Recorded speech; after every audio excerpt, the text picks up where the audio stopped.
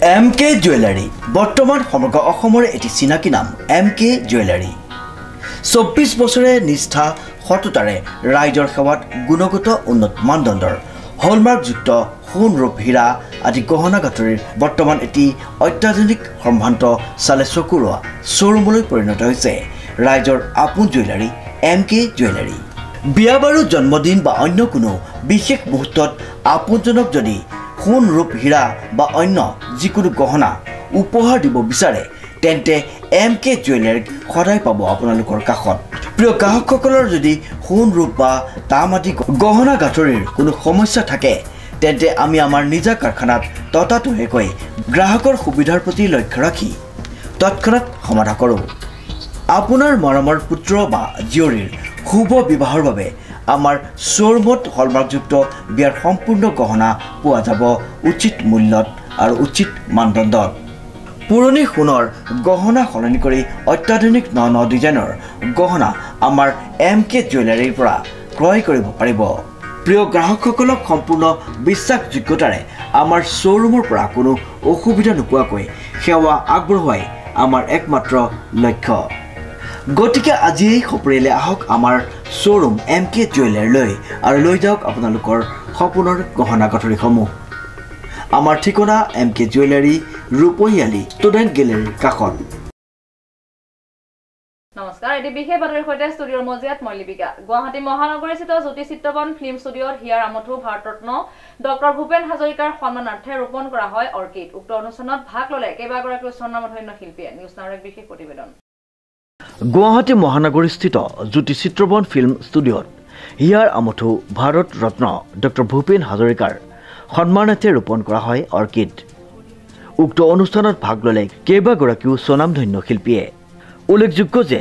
গুৱাহাটীৰ জ্যোতি চিত্ৰবন ফিল্ম ষ্টুডিঅ'ত হিয়াৰ আমঠু ডক্টৰ ভূপেন হাজৰিকাৰ সন্মানাৰ্থে অৰ্কিড বয় খ্যাত তথা অসমীয়া ছবিৰ প্ৰচাৰ আৰু প্ৰসাৰৰ বাবে দিনে নিশাই নিস্বাৰ্থভাৱে গাঁঠিৰ ধন ভাঙি কাম কৰি যোৱা সমীৰৰ উদ্যোগত ৰোপণ কৰা হয় অৰ্কিড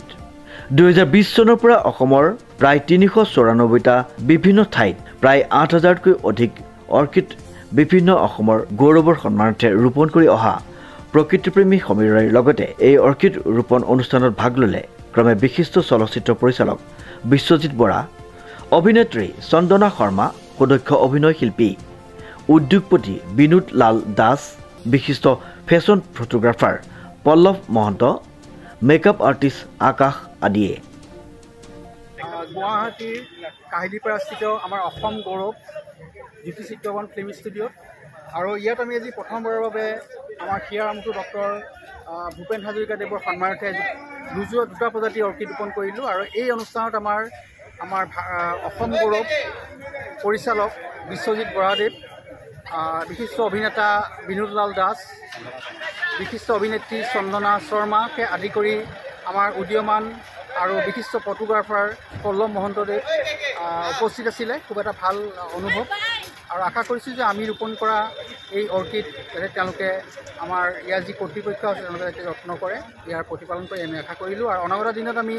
কেইবাগৰাকী অসম গৌৰৱৰ সন্মানাৰ্থে আমি অৰ্কিড ৰোপণ কৰিম ধন্যবাদ প্ৰথমবাৰৰ বাবে জ্যোতি চিত্ৰবনত সম্পন্ন হোৱা এই অৰ্কিড ৰোপণ অনুষ্ঠানত উপস্থিত থাকি বিশিষ্ট চলচ্চিত্ৰ পৰিচালক বিশ্বজিৎ বৰাৰ লগতে আন শিল্পীসকলেও আনন্দিত হোৱা বুলি মন্তব্য আগবঢ়ায় আমিও বহুত ঠাইত তেখেতে যেতিয়া কৰিছিলে আমিও তেনেকৈ ধৰণে কৰা হৈছে যোৰহাটতো মোৰ কৰা হৈছে আজি ভাল লাগিছে তেখেতে ইয়াতে আছিলে আজি এনেকৈ ধৰণে আমি ইয়াত কৰিবলৈ পাই আৰু মোৰ হাতে তেখেতে আজি কৰাবলৈ ইয়াত বিচাৰিছে সেই পবিত্ৰ ভূমিত আমি যিহেতু শ্বুটিং কৰি আছোঁ বীৰংগনা সাধনীত আৰু সেইকাৰণে ভাল লাগিছে আৰু তেখেতে যিটো অসমীয়া চিনেমাৰ কাৰণে যিখিনি আজি কাম কৰি আছে এফৰ্ট দি আছে মই ভাবোঁ এইটো এটা ডাঙৰ মানে এটা ভাল কাম কৰি আছে তেখেতে অসমীয়া চিনেমাৰ প্ৰচাৰৰ ক্ষেত্ৰত প্ৰত্যেকখন অসমীয়া চিনেমাক তেখেতে প্ৰিফাৰেঞ্চ দি আহিছে আৰু মই সেইকাৰণে তেখেতলৈ মই ধন্যবাদ জ্ঞাপন কৰিছোঁ সকলোকে সেউজৰ প্ৰতি আকৰ্ষিত হৈ নিজ বাসগৃহৰ লগতে এনেদৰে ৰাজহুৱা ঠাইতো জৈৱ বৈচিত্ৰ্যৰ লগতে অৰ্কিড ৰোপণ কৰাৰ বাবে আহ্বান জনায় সমীৰয়ে 2017 চনৰ পৰা একক আৰু নিস্বাৰ্থভাৱে অসমীয়া চলচ্চিত্ৰ প্ৰচাৰ আৰু প্ৰসাৰৰ বাবে যাত্ৰা অব্যাহত ৰখাৰ বাবেও পৰিচালক বিশ্বজিৎ বৰাই সমীৰক আন্তৰিক কৃতজ্ঞতা জ্ঞাপন কৰে সমীৰৰ ৰিপৰ্ট নিউজ নাও